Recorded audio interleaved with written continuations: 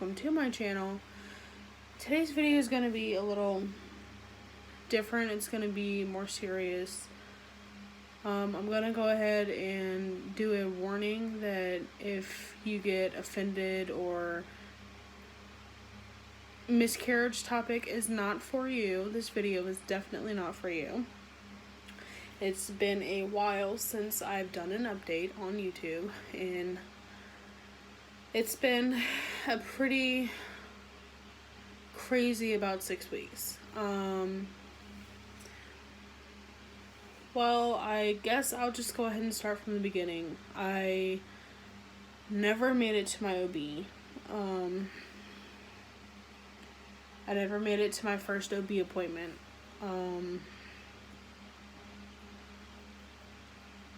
The hospital had me running back and forth almost every 2 to 3 days to come back for tests and ultrasounds and all this, but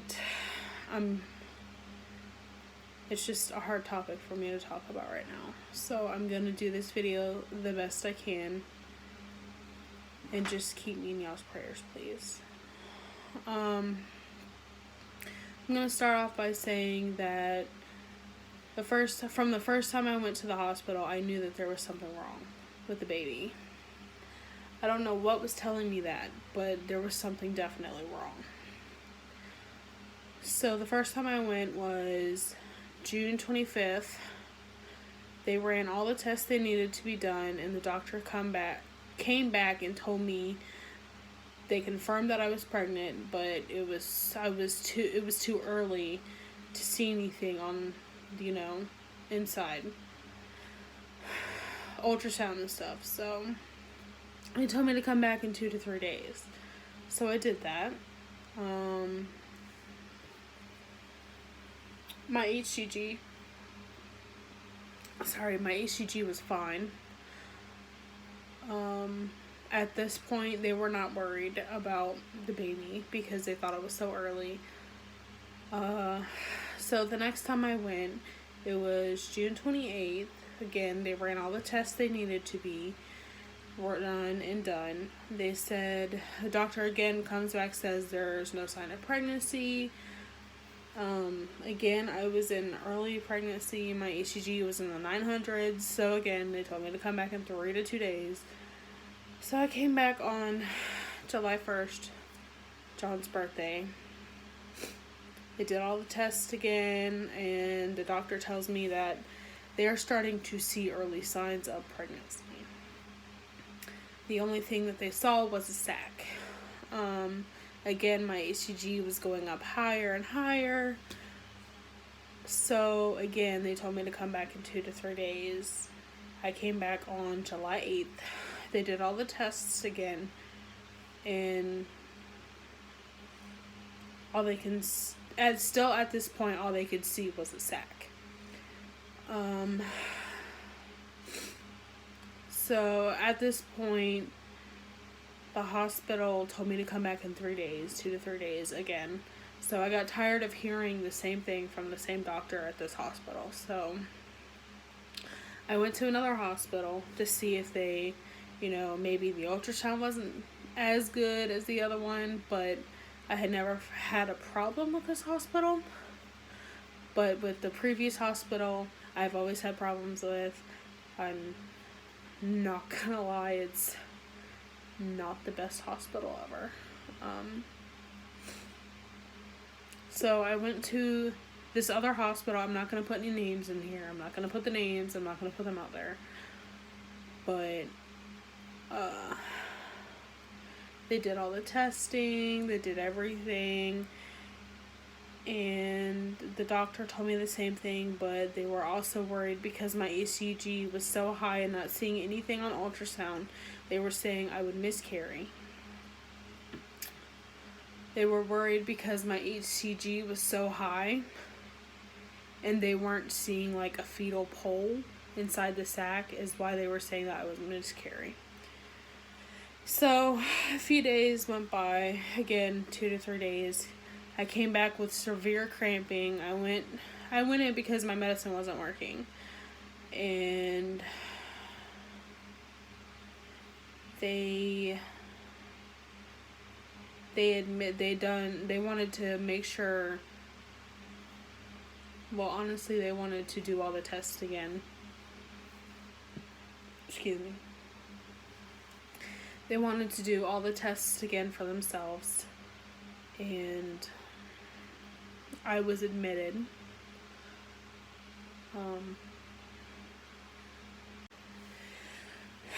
They admitted me because the OBGYN at the hospital had saw that I had been in there several times and had went to another hospital with this several other times, and they had noticed that there was no outcome, there was no fetus. There was a sac but no fetus.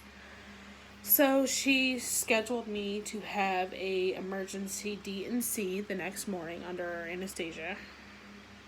So I stayed all night in the ER. John could not come because of COVID-19. They had me in the ER until about 5 in the morning. They moved me up to labor and delivery. I had stayed up almost all night because I couldn't sleep. I guess I was pretty nervous about having surgery.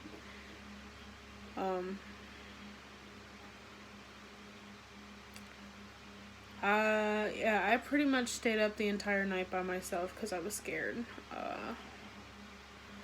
The OR doctors came and got me around 6 in the morning. So I figured, I had gotten any sleep, so I figured, what the heck, I'd sleep during surgery. So it took them about an hour to get me ready, asking me a million questions and get everything ready and get all my medicines ready and everything. It took them not even 10 minutes to get me to the OR. And honestly, I didn't even know they were knocking me out. It was bad. It just felt like I was talking and talking and talking. And then the next minute I was out. I didn't even remember closing my eyes. I didn't remember.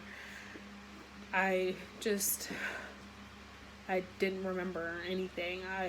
All I remember is waking up in recovery. It was, it was bad, but I don't want to say it was bad as the other hospital I went to have a D&C because I was awake during it. But this one was way better. It was less stress on my body. So for the whole surgery, it took about 3 hours. I do have to say I am still pretty sore and hurting, but I'm doing a lot better than I was before. They had me on medications, of course, for pain and stuff like that. Sorry, it's been a while. I was on bed rest, still am on bed rest. I had surgery the 17th? Whatever Friday was. I had surgery Friday, and I've been home pretty much since Friday. I had it at 7 a.m. and they discharged me around 1 in the afternoon. So I can't lift anything heavy. I can't pick up Hazel. Hazel's not here. She's at her Nana's. Because I physically cannot pick her up. I will put me back in the hospital to pick her up.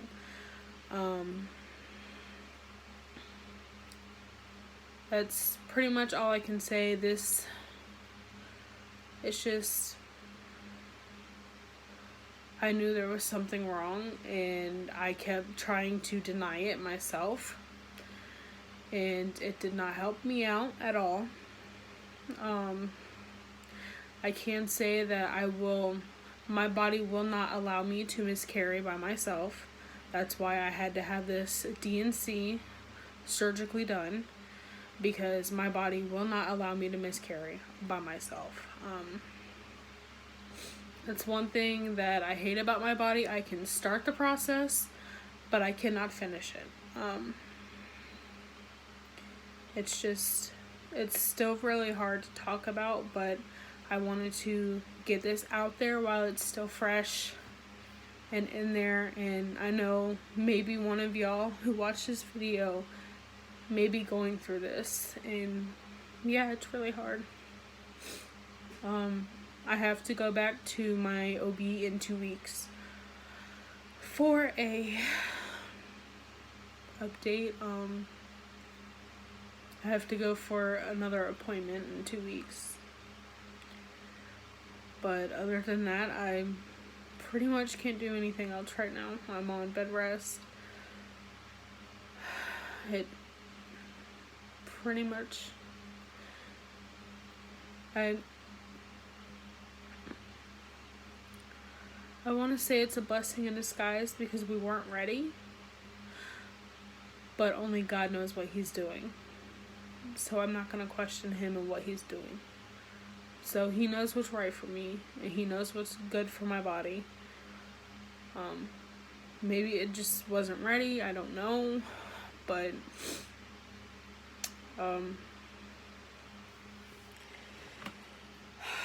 I shall have another update for y'all soon. During this time, I'm asking for prayers and just for y'all to keep me in y'all prayers, and well, keep me and John and Hazel in y'all prayers because it's just a really rough time for us right now. Alright, thank you so much for watching. I hope if you're going through the same thing, I hope that you can find some peace with this because this is a really tough subject. If y'all need me, just comment down below. My Instagram is Hazel Addison Bell at 2019.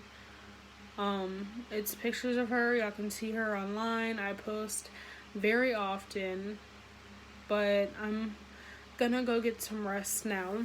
I just wanted to get out this quick video real quick so I can get it out there for y'all because I know y'all are probably wanting an update. So I'll see y'all in the next video. Bye.